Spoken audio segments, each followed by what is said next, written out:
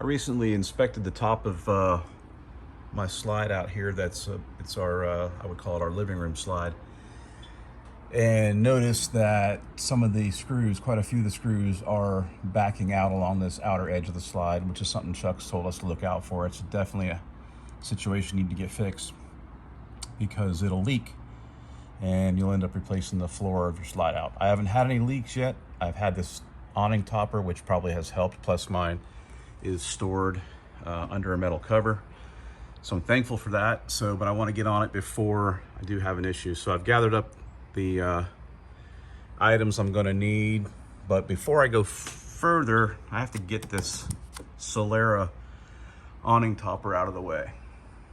So we love our awning toppers. I know some people could care less, really don't care for them. It's a personal preference. I like them. We've had them on since day one. But today it's in my way. So I'm going to get rid of it for the work. So to figure out how to get this out of the way without too much trouble, I watched the Lippard video from the Solera video from Lippard on how they install these. And I'm basically going to reverse it, but I'm going to modify it a little bit because most of the videos you'll see show you how to replace the awning fabric. And I don't need to do that. My awning fabric is like the day I got it. So not going to be removing it from that end. So I'm going to opt to remove these hex brackets right here. Pretty straightforward. There's a cap on the end, which is held in place by this self-tapping screw, which also holds this end of the hex rod into the bracket. And then there are two more self-tappers which go into the bracket that connects it to the outer wall. And I'm going to simply mark this spot here and this spot here.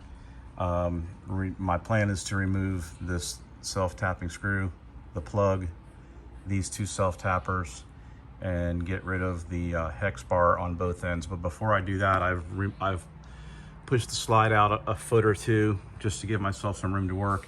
And then I'm going to find the spot in here. There's a gap. If you turn this, and you should be able to insert a small screwdriver or a long Allen key to pin this into position. If you don't do that, when you remove that, this thing's going to try to pull itself against the wall as hard as it can because there's a spring here that's under tension. So the first thing I have to do is remove that tension, which I will do by pinning at both ends. I'm going to try to do this by myself, actually. The plan is once I have that pinned and these removed, I'm simply going to flop this over the top of the slide out and very carefully pull the slide out the rest of the way and get to the outer edge. We'll see how it goes. Okay, I've got the makeshift pin in place, and I was mistaken by thinking I could use a small screwdriver. It'd have to be a really small screwdriver. This is a 2mm hex wrench, Allen wrench, and you can just barely make out on the inside in there. Maybe you can see the tip of the wrench, which is silver. It's a blue Allen key, but the tip of it is silver. You can just barely make it out inside there. I'm trying to show you a best thing here. You can just possibly barely make it out sitting through there, but it does pin. You just have to kind of turn. The drum with your hand until you find that fitting through, and then verify it by looking through this gap right here where my finger is, and you'll actually see the wrench going all the way through the spindle. And once you have it there, then that's locked in place and it can't spin. But it's going to take a pretty small Allen key to do it. This is 2mm. Okay, I've removed the bolt here, screw from the bottom of this bracket, and that's going to allow me to take this cap off the end. Now the cap has an indent in the bottom of it. That has to be facing where the screw goes in. So just make sure you remember that when you put it back in. That's going to line up with where that, if I can get it back in here, that's going to line up back down here where the screw goes in. So when you pull it out, just take note that's at the bottom. By the way, I'm doing this work on my trusty Harbor Freight scaffold, which I highly recommend if you own a fifth wheel. Definitely helpful. I use this when I wash the camper or do any work. It's a lot better than standing on a ladder, and it allows you to move around a little bit more. Get them on sale. I think I paid around $100 for this, or maybe $140, something like that. It's a few years old. It needs a new piece of wood on top, but man, it's a great tool to have if you own a fifth wheel. Okay, rather than marking this up or scratching the black or trying to put a mark on it, I just use some painter's tape on this, and I'm only going to mark this end because I've released it from this end. I'm going to soon release these two, and I'm going to slide the hex bar this way, which should release it from the end. Then when I reinstall it, I'll just slide it back to here. It pretty much should fit exactly how it went. That's the plan, I'm hoping, but just in case, I did want to mark this for reference, so I at least know if I get it back to here, that's how it was before, and I'm going to do that also down on the other end. Okay, so after I took off the screws down here and the cap at the end, I still could not get this hex bar to move at all. I pulled and I prodded and couldn't get it to go. So with the awning being pinned at both ends, I went inside and very carefully retracted the slide just a teeny bit, taking the pressure off. So I have a little bit of slack here, and if you do this, definitely make sure that you retract the slide. Do not go out, because with this pinned, if you try to pull the slide away, it's going to rip the awning immediately. The hydraulics will just rip it right out. So make sure, double check you're going the right direction with this thing pinned if you go this route. Once I had it pinned and I took the slack of it off, I still couldn't get this to move on its own. So I found a small socket to fit right in the end of here, just enough to move, and hit it with a rubber mallet. It didn't take much, actually. And now I can actually move this hex bar. I'm gonna have to put the phone down to do it, but it will move, and then that should free up this end. Hex bar is been retracted enough. You can see where my original mark was. I don't have to remove the hex bar completely, which is nice. Just leave it alone. That way your holes line up for reassembly, and it's free on this end. Now what I'm going to do, since I'm by myself, is I'm just going to gently let it hang down on this side. It doesn't seem to hurt anything. It's just hanging right over the edge. There's not a lot of weight on it. I'm now going to go down to the other side. I'm going to do the same thing. Once the other side is off, I'm going to let it hang down on both sides, and then I'm going to come to the middle with my awning and just push it up over the slide.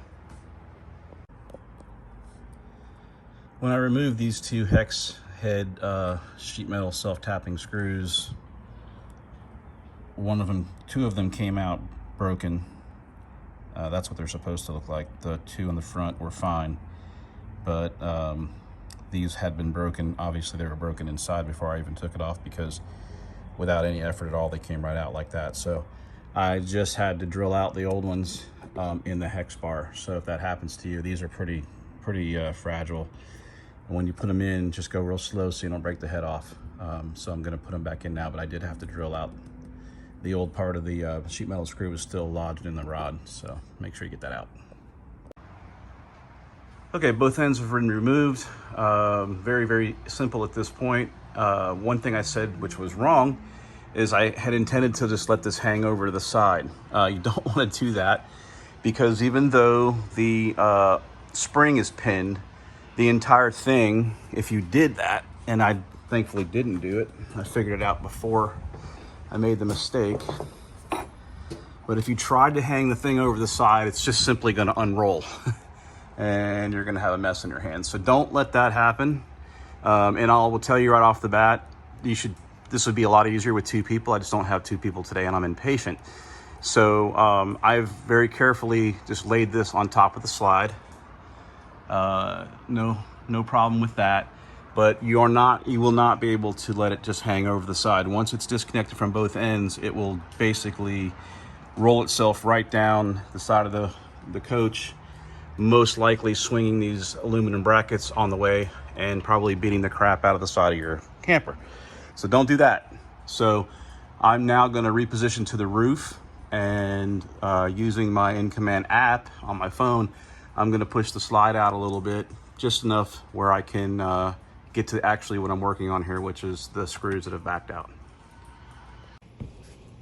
We're up on the roof now, and I'm looking down at the slide out that I'm going to work on. And you can see I have the slide toppers laying nice here. It's real nice and even. It's still wrapped fairly well, and the brackets are in the position fairly well where I left them. So when I go to reattach this, I should just be a matter of getting them back into position, sliding on the hex bars, and we should be good to go. I've got enough room here to work on the edge of the seal, or the edge of the slide out, which is what I'm after. More on that in just a second. And if I do need more room, I can further extend the slide, as long as I just prevent this from rolling, because it'll try to roll on it. So my intention is to keep this right where I found it. That way I don't have to try to figure out. I'm a little nervous about that part. I don't want to make any mistakes, so I'm taking my time.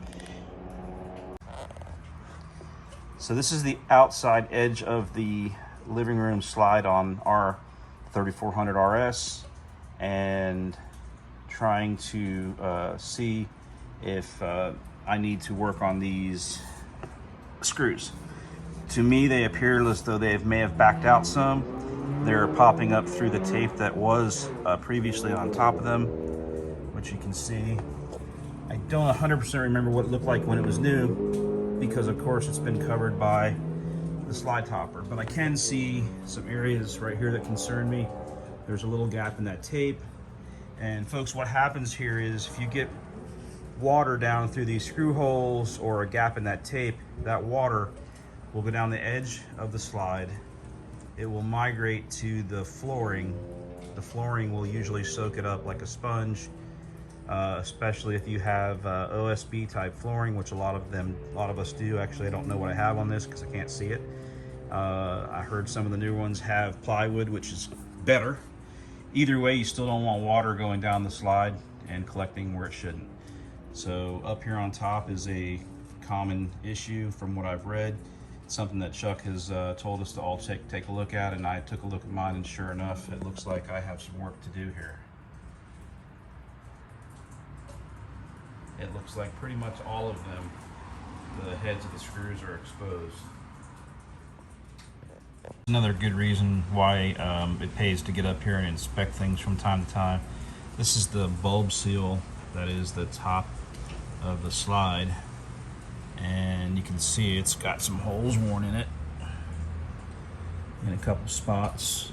There's a tear further down here, so I'm going to want to replace that soon also.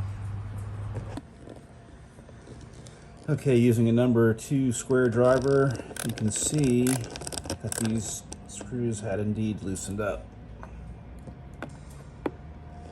A little hard to do while I'm holding the phone. These are the original screws. I had intended to go a larger size if I needed to, but these are screwing down, and they seem to have good threads in the wood or whatever they're going into. So I'm gonna, while up here taking a look around, I discovered some holes in the bulb seal, but more alarming, here is a little teeny hole in the actual roof covering on the slide out.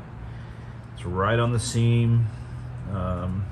Everything feels good here. It's nice and hard. I don't see any evidence of much, probably because it's been under a topper and underneath the metal carport when it's in storage. So but that is definitely a bad situation right there in the making, so I will be covering that with some Eternabond tape. Alright, I'm about halfway done with cleaning the area. You can see where I've stopped. I think it's pretty important to get that area clean before you put the Eternabond tape down. I went ahead and tightened all these screws down. Like I said on mine, they were all pretty good. Several of them were loose, but they all took pretty good torque. So I did not replace the screws, at least it's not this time. All right, I have the piece of 4-inch wide Eternabond tape laid out. It's just sitting in place. I haven't pulled the backing off of it yet. Everything's cleaned up and ready to go. watched a few videos on this myself because I've never done it before, and it looks like the trick to this is working in small 8 to 12-inch sections with the backing and a good roller to help activate the glue. So I got a roller from Home Depot. It's actually a little expensive. This is a heavy one. You could probably get away with a cheap one, but it's all they had anyway. Thanks to supply chain probably, but anyways, it was 30 bucks. It's very heavy, so I guess it'll be helpful when I roll it on. So I'm getting ready to finish this job. All right, the Eternabond tape is down. Came out pretty good, I guess. It's a little hard to work with, actually. It sticks really, really good, so be careful when you put it down. For the most part, I'm happy with it. I do have some bubbles in it here and there, but I don't really think that's too much of an issue. I got a little better as I went on, but definitely work with small spots and line it up good before you get it started. That is definitely the key.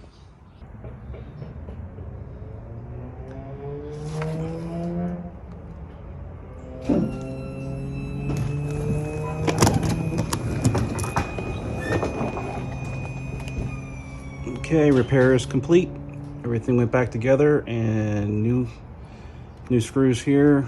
I got one more I have to replace. I gotta go get one. But awning came off pretty easy, went back on just the way it should, it looks like to me, and everything's working.